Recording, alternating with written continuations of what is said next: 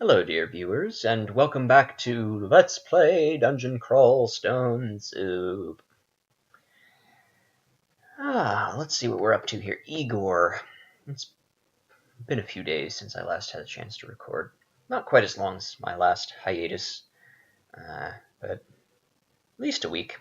Work has been quite exciting, and so I haven't had a lot of brain power left over. Let's see what Igor was up to. Oh, that's right. Yes, we left off last time, trying to decide which god to worship. I was going on at some length about that.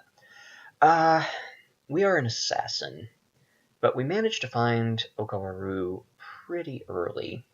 The temple appears between, I think it's level 4 and level 7. If you press Control O, uh, it brings up this screen, which is really useful, especially later on in the game. It shows you which branches of the dungeon you visited, how many floors you visited, and if you've reached the floors upon which a branch can spawn, it will let you know and it will tell you the range. So the temple will appear between Dungeon 4 and Dungeon 7, and as you can see, it's still grayed out. We haven't found it yet. Okawaru is the only altar that we've found. And the reason why I bring this up is because if the temple is on level 7, that's 2 full levels of experience and piety that we will not be able to get in a god if we try to go all the way to the temple. An alternative is to dive, which is basically just dash down a couple of flights of stairs and explore as much as you can without getting into a fight, because everything is going to be stronger than you are. And then get to the temple, worship a god, run back up the stairs, and progress as normal. But that's pretty risky. We are a little better suited to that than others might be, because we are fairly stealthy, if I recall. 5.1, yeah, that's pretty good. That's pretty good. And yeah, I guess we wanted a little bit of dodging, since we're still in this sort of semi-melee stage of the game. Oh, and that's right, we've been making use of our blowgun. We have points in throwing. Okay. Here's what I think I'm going to do. And who knows if this will be good. This might make things significantly worse, but we'll see. I'm going to go ahead and worship Okawaru.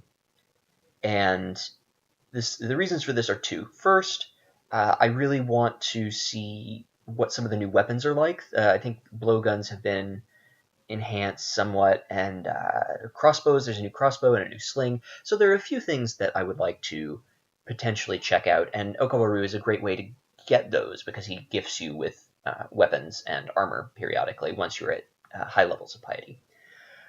So that'll give me a better grasp of what's going on in 0.15, which is nice. I mean, it's not only been a long time since I played prior to this character, but a whole new patch kind of throws things off. So seeing what the new ranged weapon calculations are like, that sort of thing. So that's one reason. The other reason is because I kind of want to try something this run which I had not done before, and that is abandon a god and switch to a new one partway through. Okawaru is one of the easier gods to abandon. He just periodically, sends a bunch of angry ogres at you, which is not great, but it's manageable. And I've never done that on another character. I've never abandoned a god, at least on purpose and far enough along to do something about it. So I want to try that. I want to see how it works out. I want to show it to you guys, just so that you have an idea of what it's like to break the faith in Crawl. So we are going to kneel at the altar of Okawaru. Let's see. Yeah. The other, there's another sort of side perk.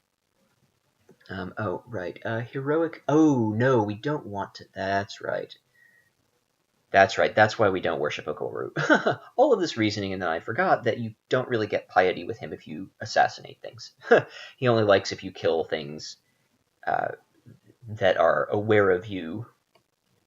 Curses. All right, well, that settles that. We're not worshiping him because we would never gain any piety, because we want to be super stealthy all the time. So we'll just go onward, and hopefully we'll run into an interesting altar at some point. I think we can just fight adders at this point. Yes, we can. Oh, and I didn't have my blowgun equipped, so that's why that didn't work as well as I wanted it to. That's fine. Chabriados, we won't be doing Chabriados this game, though it is a... here we go. Alright. Goliath beetles are like worms. They're exceedingly strong, but they are very slow, so you can just kite them along. And... oh, it's poisoned. Never mind. Chabriados is excellent. I think two of my ascensions, my victories, have been with Chabriados followers. I just think it's a really strong god once you get the hang of it. Oh, they might be immune to poison, now that I think about it. But yes, Chabriados is pretty bad for assassin characters. Immune to acid, resistant to poison. Okay, so... oh, but that is one of the new... beware of the blob. Burt Bacharach. Okay. Weird. That is a new thing in 0.15, which is that corrosion is not a permanent effect anymore. It corrodes more powerfully per stack, it seems, but it's not going to ruin your equipment forever and ever. So that's really nice. Yeah, that's cool. It's a debuff. I like it. Ooh, wow. Although it stacks up real quickly. Oh dear, we are actually in trouble. Oh, because our armor class is negative 26. Wow, I wasn't even paying attention. That stacks up really quickly. Yikes. Well, let's try a wand of random effects. Ooh, that was lucky. Igor's a fortunate being, it seems. Let's just eat this pizza. Okay. Wow, so it's a long time too. 40 turns, 50 turns maybe to recover. All right, good to know. And this we can just bash. So respect corrosion is what I've learned from that.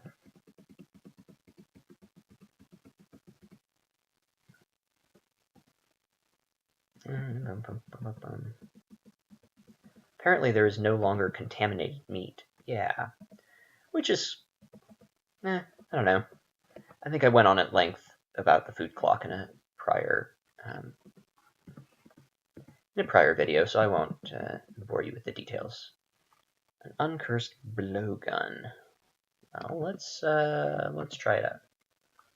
If we know it's uncursed. +0. Okay. So let's go back to our... oh, it doesn't matter now, does it? Let's go back to our other one, just so that we can drop the one that isn't in a hotkey spot. That's right, we have this cutlass as well. That's convenient.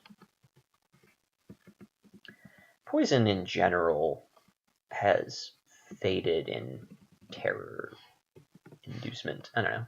It's faded in power a lot over the volumes. Ooh, Ashen Sari is an option. Ashen Zari is pretty neat. The Shackled God rewards you for using cursed equipment. You gain bonuses to your skills, and yeah. You get bonuses to your skills as well as increased piety when you're wearing more cursed equipment, when more of your slots have been cursed. I like Ashen Zari better for spellcasters because you don't really swap out your weapon a whole lot. You don't care as much about it. I find that with assassins in particular, and things that bash with anything in general. That Ashen Zari is hard to use because you can never really keep your weapon cursed, at least until the very late game when Ashen Zari isn't as useful. Um, but this is another good option. I think we'll explore the rest of the level. It's still not the worst option in the world because what you can do with Ashen Zari, the ultimate piety ability is a retrain. It lets you redistribute experience from some of your skills to some of your other skills, which means that we could get most of the way through the game as an assassin, and then if we found a particularly powerful spell book, or if we found just an unbeatable suit of plate mail or whatever, we can redistribute some experience and sort of change our build up in the middle of things, and then abandon her and pick someone else up. That being said, I think it would be a really big hassle, so we'll hope to find someone else on this level. Looks like a new graphic for short swords. That's interesting. These imps are not very strong. They can be a little dangerous if they have a very strong weapon, if they're wielding an artifact or just a lot of or a high bonus normal weapon or a branded weapon or something. They're just a pain in the keister, generally. Some classes have less trouble with them. If we had a stronger ranged weapon, we would be better off. There we go. That took a really long time. We need to acquire a secondary ranged weapon. Aside from these stones, which are not too impressive. Shadow imps are interestingly easier for us to deal with. Let's just, yeah, pelt it down. Level 8, cool. Levels are not as crucial. Stabity, yay. They're not as crucial for a non-spellcaster as they are for a spellcaster. But they're still important. I mean, they still have a pretty big impact. Okay, let's get a little more experience. Let's make sure we get dodging and short blades up to the next level here, and then I'll probably turn stealth back on. Possibly throwing as well. I kind of want to put points into a different ranged weapon, but we'll see. I already have a cutlass, so that's fine. I probably should have switched over to the cutlass with the imp, actually, now that I think about it. Okay, so here I kind of want to turn dodging off and turn stealth on with a low focus. Yeah, so that we're keeping most of our experience going into the skill with the highest aptitude, so that we make use of a kind of an early game power spike that way. The alternative is to funnel more experience into skills with a lower aptitude, so that you get the use of them, a good use of them sooner in the mid game. We won't be particularly stealthy until probably midway through the layer doing it this way, whereas otherwise we might be able to approach the layer from the beginning from a stealthy perspective, which doesn't seem like a terrible idea. But I don't know. I'm always a little leery about relying too much on stealth. It's a highly variable form of gameplay in general, because you do not know if or when something will wake up from sleep. A runed battle axe and plate armor. Well, we can't use the runed battle axe because we are small. Not that we would probably want to anyway, but yeah, that's fine. Plate armor is not something we're interested in. I don't think. Oh, they changed the color of teleport traps. Interesting. Not the graphic, just the color. Not the tile. Very hungry, yes. Worker ant will do nicely for food, however. Ooh, they might be poisoned. I think. Oh no, they're not. Good. All right. Yeah, it used to be that you basically had to find an amulet of the gourmand or a ring of sustenance fairly early in the game, or you would just have all kinds of problems. Just in general, though the layer is always fairly good as far as hunger cost goes. But that is much nicer nowadays, for which I am thankful.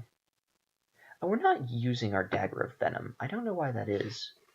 Because it was assigned to. We need to reassign that, for sure.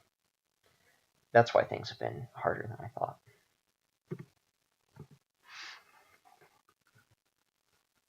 Okay. Now that we're wielding a powerful branded weapon.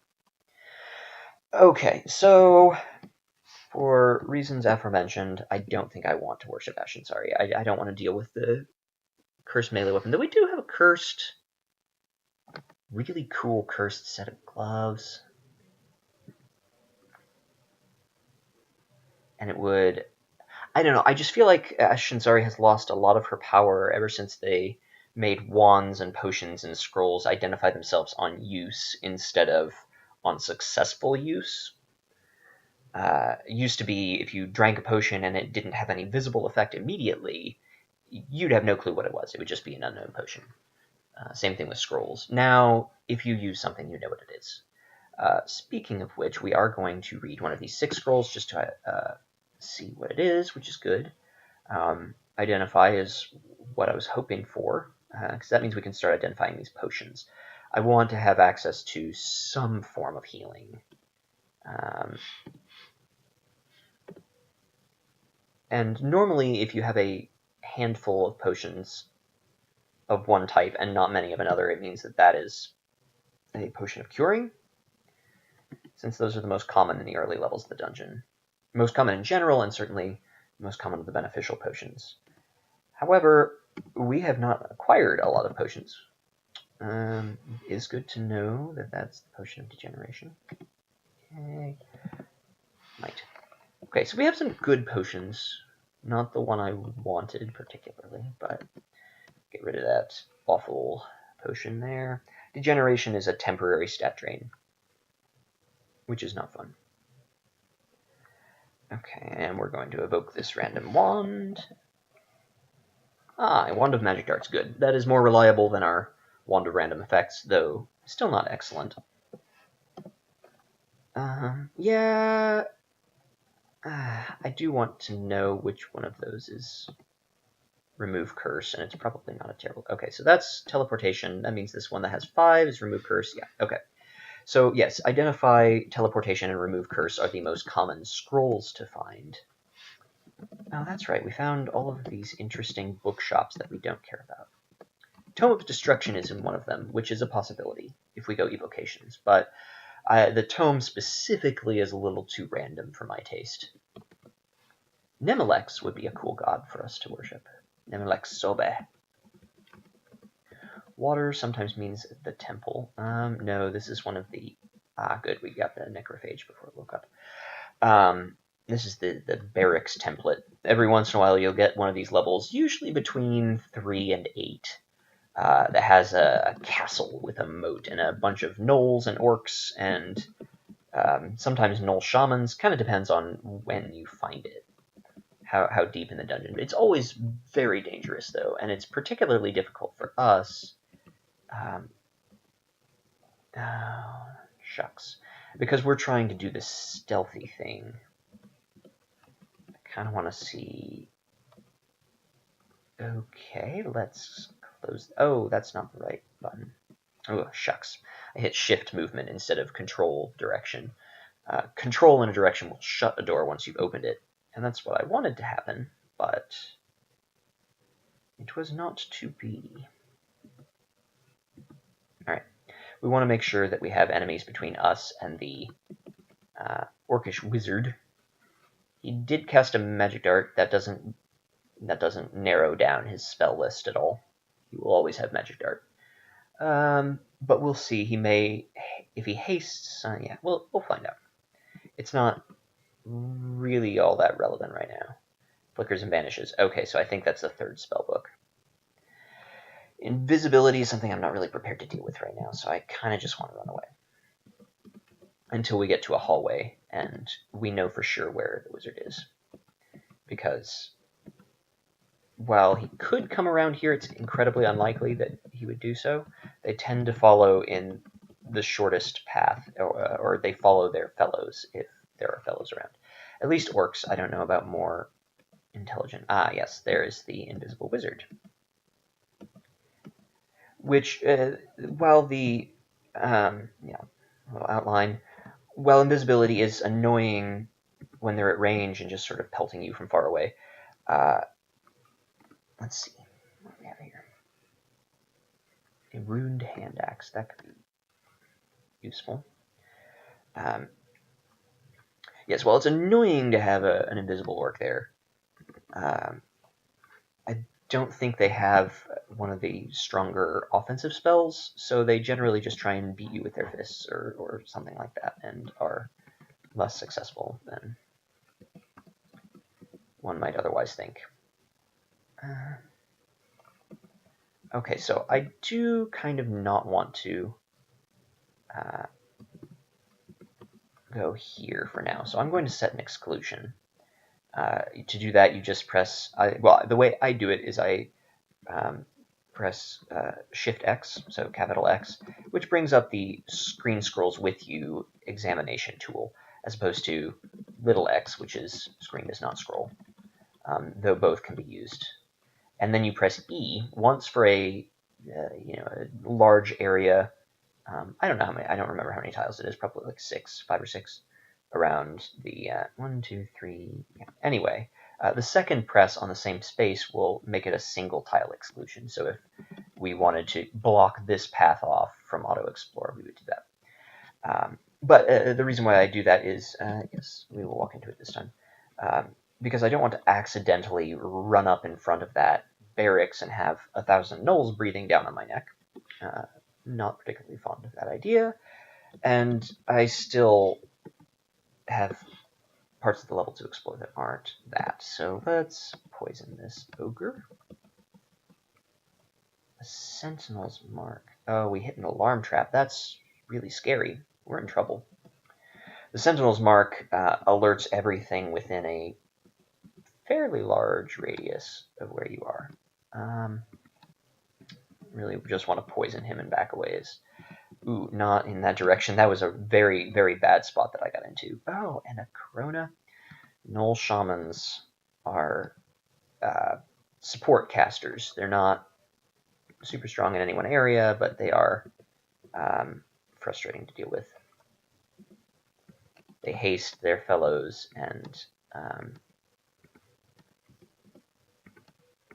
they're fairly tough themselves. They have a reasonable number of hit points. Natasha, wow, just everything in the level.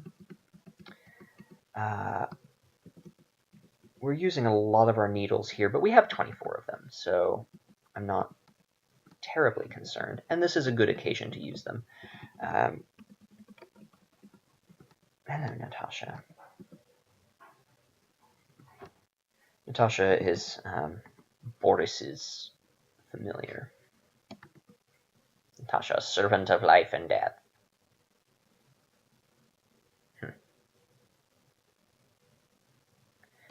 Interesting. You have to kill her several times before it'll take. Suddenly, Natasha's spirit rises from her lifeless body. Because she is a Felid, which is a race that you could play. I may try one out at some point. I'm not a terribly large fan of them, but I haven't experimented with them much, so I perhaps am just lacking experience. I just kind of wanted to save some needles there. I probably shouldn't be. I will gladly throw things back and forth with you, Mr. Gnoll. I do not fear you. Oh, Control A. Alright, good. Auto pickup is on. We were just in combat. Ooh, a ring. Neat. Let's put that on. A -5 ring of intelligence. Oh no. Well, that doesn't matter too much, actually. If we were a wizard, we would be thankful that we had those remove curse scrolls, and I'm still thankful that we have them, but it is not as necessary. We're not using our intelligence for anything in particular. And there are few forms of stat drain at this point in the game, so it's not like we could accidentally become brainless. If you lose all of one of your stat points, it used to be you would instantly die. Too bad. Now you're basically just paralyzed for a number of rounds until the effect wears off. I think you might be able to drink potions, and that's it. Or maybe when your strength is drained, you can read scrolls but not drink potions. I'm not sure. Regardless, you're generally in a pretty bad spot.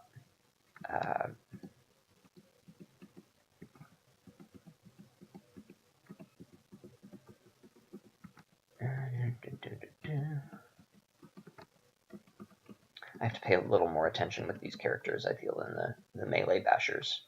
It's easier to predict the consequences of your actions when you're not relying on incremental damage, when you're just hitting things in the face. At least for me, I find that melee characters are just more intuitive in general. But your mileage may vary. Okay, well, poison does not work particularly well against a skeleton. No cardiovascular system. Okay, yes, we are putting points into dexterity. Always dexterity on this character.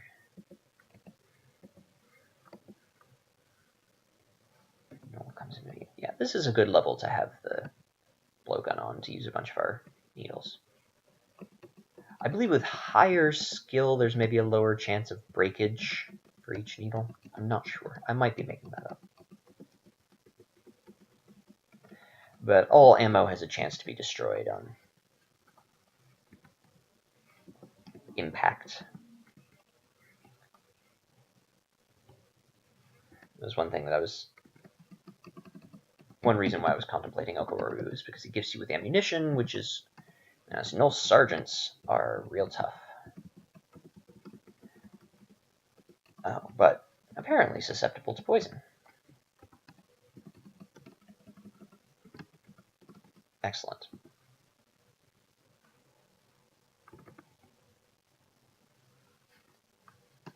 Yeah, Knolls, I mean, we're probably strong enough that we could be going toe-to-toe with some of these, but we have enough needles that I feel like we can take the risk of running out later on, rather, instead of taking the risk of dying right now.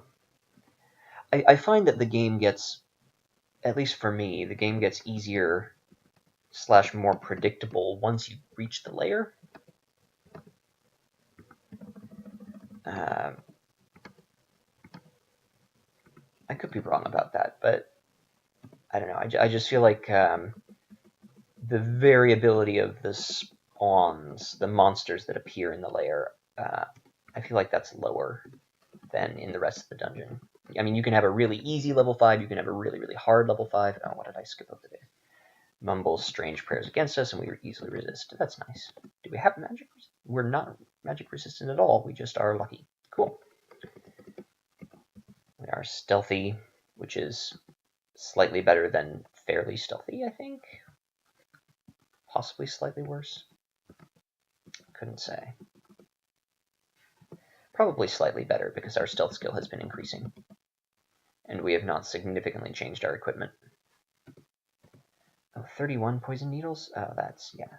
We're in good shape.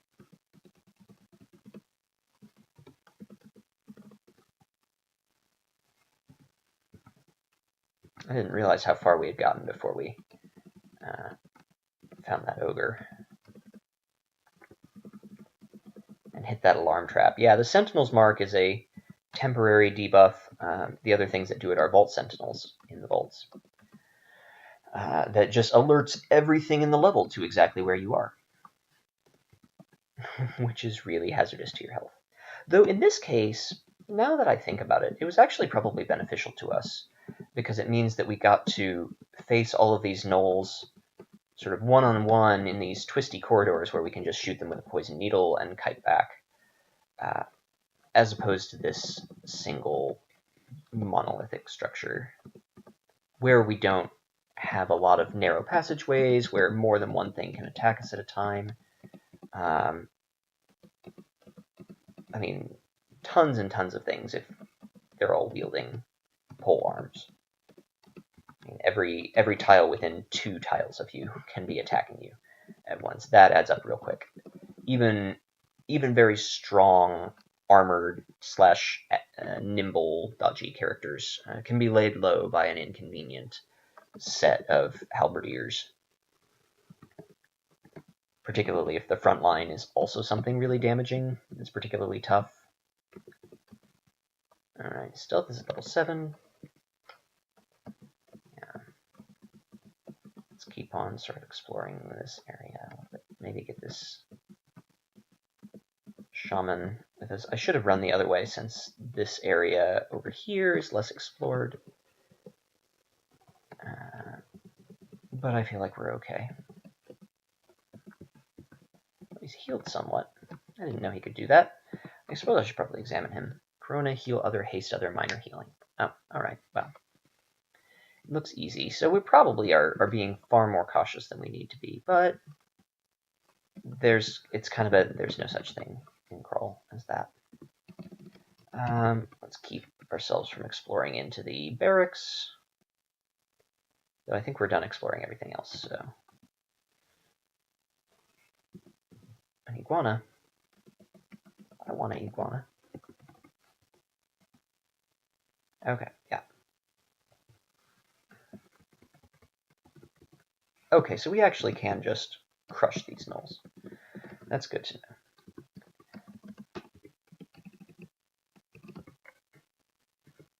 No, I suppose we don't need that there. Okay. Yeah, I imagine that, yes. See, all of these rooms would just be stuffed with gnolls. Imagine all of the gnolls we've fought thus far in these rooms. Not the best.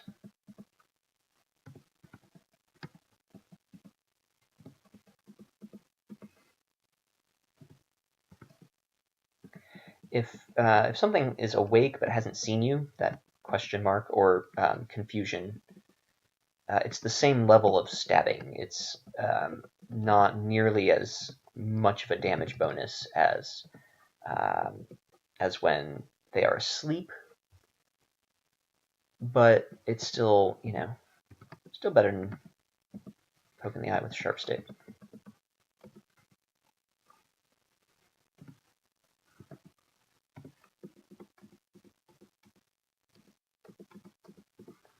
Which actually works in this situation. I normally use that phrase as a joke, but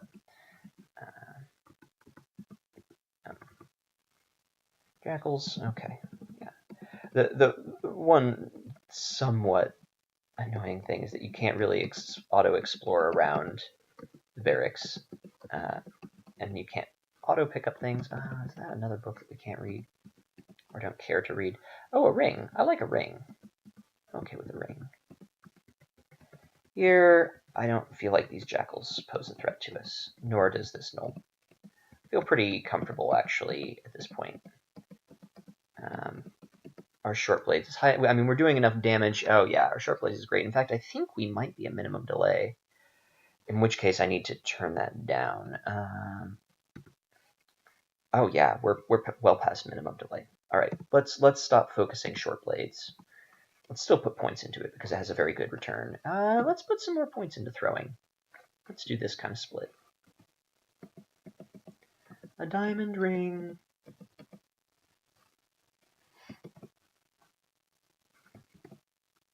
Ring of Fire. Okay.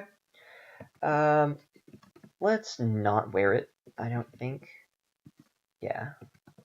We have these really cool gloves that are giving us 2 pips of fire resistance, a pip of cold resistance, and a pip of negative energy resistance. They're just bonkers. Some of the best gloves I've ever seen. It costs us 3 dexterity, but that's okay. Book of Calling, Summoning. Summoning's not bad. Not excellent for this kind of character, but not the worst. I mean, you can, if you mess up a stealthy stabbing attempt, you can just summon stuff to fight it out for you while you run away. That's one option. But again, I'm not really in the mood to be casting spells with this character. I'm gonna try and... Ooh, an embroidered robe. That actually is something we will try on once we have cleared this level. Natasha, hi Natasha. How are you? Dead. Good to know. Okay. 12. Yeah, I mean we're gonna be using short blades for quite a while. And let's see. Yeah, it puts our long blades at almost half. Yeah.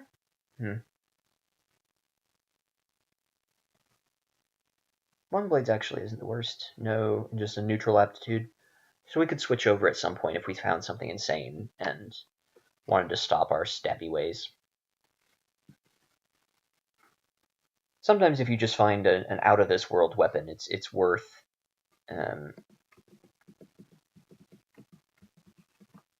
just switching over and running with it.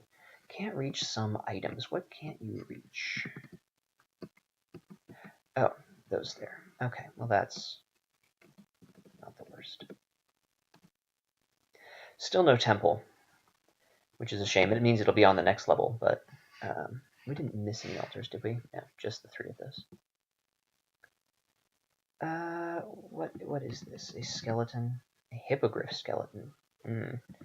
Seems kind of scary, but undead can't climb stairs, so we can try to...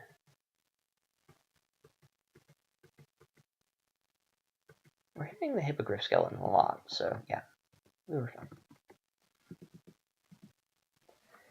See, this is interesting. We're carrying 231 stones right now, and we have, I mean, there's no weight requirement anymore, so that seems a little silly. I think I would be okay with them reverting that particular change. I don't know.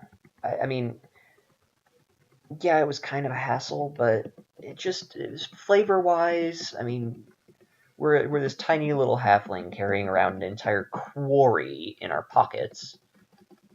Not that the game is any more realistic with bulk. I mean, you can be carrying 10 axes. If you have the strength to, physically lift the stack of them, you can secrete them about your person. I think secrete is the wrong one. Sequester them about your... maybe secrete. Secrete is, I believe, emitting some kind of substance. Ooh, a potentially valuable branded weapon. That's cool. Let's back up to here, and let's try it out. Let's try this hand axe. Hand axe of chopping. Okay, that's just bonus damage. A cursed -3 short sword. Well, let's also try on this robe then. Cursed robe as well. How unlucky. Well, fortunately, we have this nice scroll from Curse. Oh, that's right. This +3 leather armor. It's so good. So very good. We can put some points into armor. It's probably not a terrible idea, but I'm not ruling out that we may be using a robe, and armor is fairly useless with robes. Not entirely, but fairly. +1 dagger of venom. Let's drop the short sword here. I don't know that I particularly need the hand axe either. Yeah, I think we're fine without those. A huge ruined gate. Oh, okay, good. I was about to say, those polar bears are insanely difficult for this point in the dungeon. Fortunately, you don't auto-explore open ruined gates. And my goodness, that's actually really cool. This is a very nice little pocket of experience and food for later if we need it. Because we're certainly not going to open it now. Those are far too strong for us.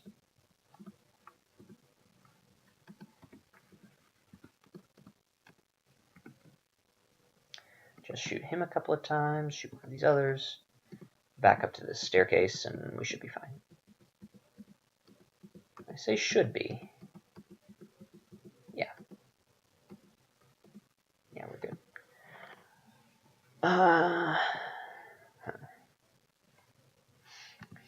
Does blowgun say...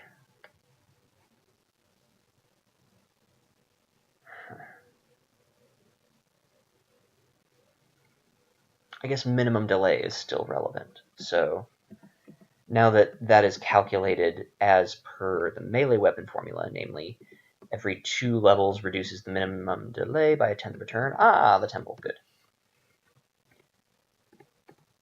Let's see what we got. Okay, well, we got the new god, Quasl.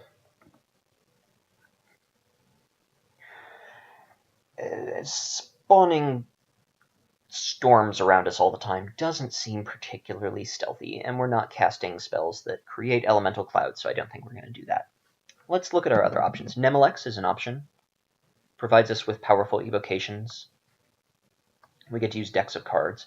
I've been meaning to try that out for several games now, so that's certainly an option. I think I already talked about Kikobakudka. Did we already find that? Did we find that much earlier on? Well, I guess we'll never know now. But Kikobakudka is the god of necromancy. We're not really planning on casting spells again, so not too thrilled with that. Elibalon is definitely out. Elibalon is the goddess of healing. Provides you with cool healing abilities. It's very interesting as a deep dwarf to worship Elibalon, but she disapproves of stabbing innocent things, which we do a lot, so not going to do that. Vehumet, offensive spellcasting, so that's out. Sifmuna, general spellcasting, so that's out. Iridelimnul is a possibility, sort of god of the undead generally. Let's see what Iridelimnul. Let's see. Most oppose all things holy, legions of servants, useful if unpleasant powers.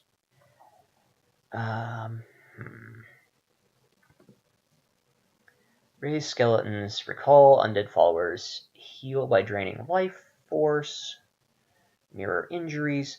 This is a cool god for a sort of a hybrid necromancer bashy character, or even just a bashy character. I think that it would be fine to do that, but I'm not particularly interested in having a bunch of noisy skeletons and corpses running around, and I don't plan on standing there and taking a beating. I mean, we're focusing mostly on evasion and not armor class, so mirroring injuries is not great for us. So no, let's not join up with Iridelimnul. So there's Zom, which is the god of chaos. Zom runs are fun. They're goofy, but they're not particularly long-lived. He just applies random effects to you, sort of at whim. Likes it when you use random things. Trog, the berserker god, isn't a terrible choice, actually, now that I think about it. Trog, like Okawaru, gifts you with weapons, although I don't know if he gifts you with ammo. He does not give you with armor. And he gives you an enhanced berserk. Berserk from items or spells. Yeah, there are some spells that cause berserk. Is shorter lived, and there's only a very small chance that you will extend your berserk rage when you kill something. Trog, there's like I don't know, it's a pretty high chance, like a 1 in 3 chance, or maybe a 50-50 chance to extend your berserk duration when you kill something, so you can kind of chain things together if you do it right. And you can summon allies if you need to. There's a powerful regeneration effect, magic resistance and regeneration effect. The reason why I'm considering it is because it's a great feel-safe for when we mess up stabbing things or encounter something that can't be stabbed. If an undead wakes up, we can't really confuse it. We don't have any way to get a stabbing bonus from it. So we're just, swing our tiny little short blade at it ineffectually. So instead, we would be able to berserk, get additional damage and hit points and attack speed and movement speed. That's definitely an option. That's very possible. There's Vadasmadash, which does things with plants. Let's see a little bit more of what things. God of plant and fungal life. Encourage the decomposition of corpses. Don't hurt plants. Don't use necromancy. and you can do funny things with plants.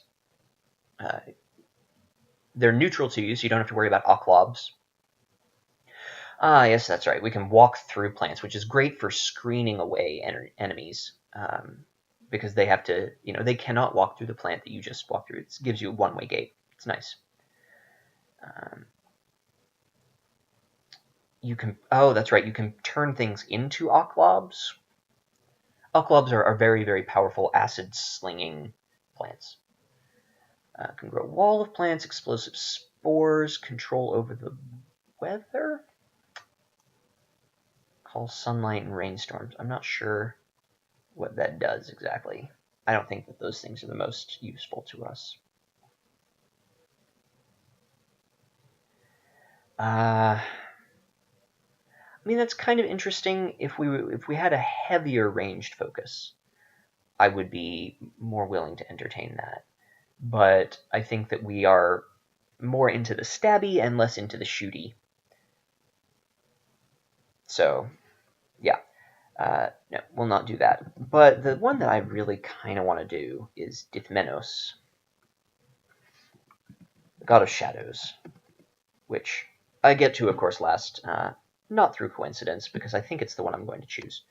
Dithmenos, which was originally in development named Dithmengos, which is an anagram of something, because they couldn't figure out what to call it. The something god. It doesn't like it when you use fire, but that's okay. We don't really care about fire. Yeah, and it's really neat because it reduces the line of sight of nearby creatures. Or rather, it reduces your line of sight, and line of sight is reciprocal in crawl, so you have fewer tiles to approach. We can teleport to things and stab them. Our shadow will sometimes mirror our strikes, so we get an extra like 50% damage sometimes. It likes it when we kill almost anything, but especially fiery things. Dislikes it when we light up the dungeon through fire magic or other magical means. Okay. Yeah, I think I'm going to do this. I have started a character that has worshipped Dithmenos before on my other computer, and it was interesting. I didn't get incredibly far, but I liked it all right. I was hoping we would find this altar earlier. I want to do this instead of the Trog option because I prefer not to get into emergency situations in the first place, rather than risk getting into them more frequently and having a failsafe. I think it's going to be better for us to have the reduced line of sight and to have the line of, yeah. So we're gonna check out Dithmenos. We're just gonna go all assassin all the way.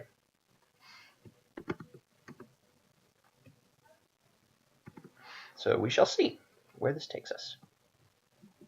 An ooze comes into view.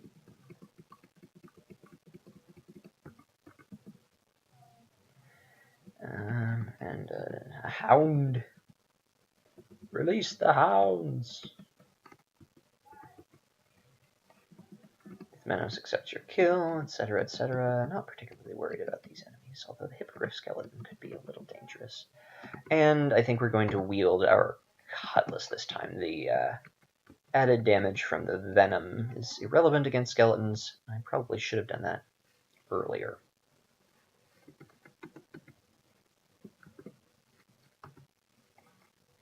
Yeah. Okay, back to our dagger of venom. I'm hanging on to the normal +2 dagger, I don't know, partly out of habit from when corrosion was a permanent thing, so you'd want a couple of throwaway weapons to burn through if you encountered something that you had to attack in melee that was corrosive. But now that it's temporary, that's not nearly as important. Let's get way back here. We will get a bonus, a piety bonus for killing the wizard, because I believe being able to cast the throw flame spell is considered something that can bring light to the dungeon. Yeah, Dithmenos appreciates your extinguishing a source of fire. Neat. It's just a normal robe. These new robe graphics are cool. The new tiles are cool. A runed trident, Trident of Venom. That's worth hanging on to. We won't hotkey it or anything, but having a weapon that can reach, that has a tile of reach, ooh, an artifact robe. That could be very good for us.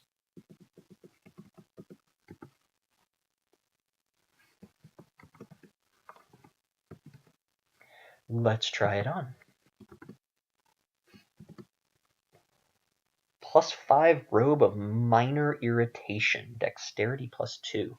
That seems awesome. So 10, 17 versus 9, 14. So strictly better than our +3 leather armor.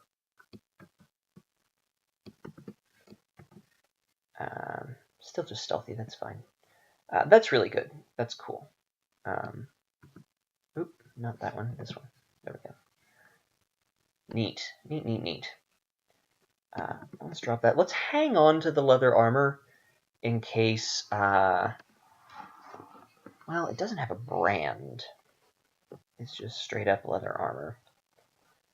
There aren't any ways to enchant armor beyond its enhancement that I can think of. Yeah, let's just get rid of the leather armor. I mean, I kind of want to save scrolls of enchant armor for later anyway. Yeah, that's a really good find. Helps balance out the dexterity penalty from our gloves, which are good enough that we still want to use them, of course. So somewhere around here. I think the layer, ooh.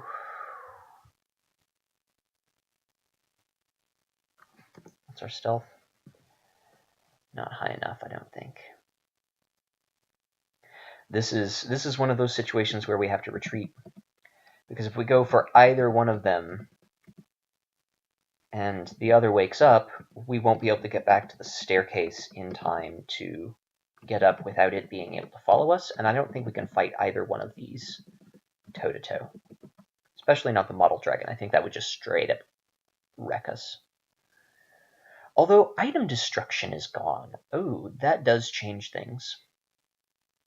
Model dragons used to be the worst because they cover you in sticky flame and just burn through all your scrolls if you bump into one before you get a source of conservation in olden versions. That being said, I haven't seen any of the rest of the level. Yeah, we're just gonna take a different staircase down. See what we can see.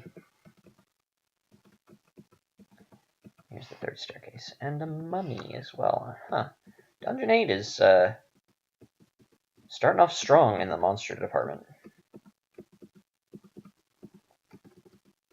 He says, encountering a quokka. Quasits are a little bit... they attack to drain dexterity. Yeah, it could be annoying. Oh, I meant to...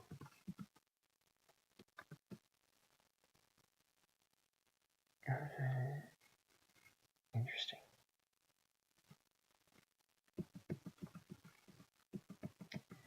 Yeah, that's dexterity drain. It doesn't look like it's getting poisoned, so let's cutlass it up. There we go. What is our short blade skill? 12. Is that enough to reach Mindalay with a cutlass? I don't know that it is. I think it's 14. Yeah. Okay, so we will train short blades up to 14, and then we will probably stop training it. Does Dithmenos have invocables? I don't know. I want to see if we want to start putting points in invocations or not. But I think I'll figure that out on my own. I just realized that the video is nearly an hour, and this level is shaping up to be pretty tricky. So I think I will begin the next video with level 8 of the dungeon, and we'll go on from there. As always, thank you so much for watching, and I'll see you next time.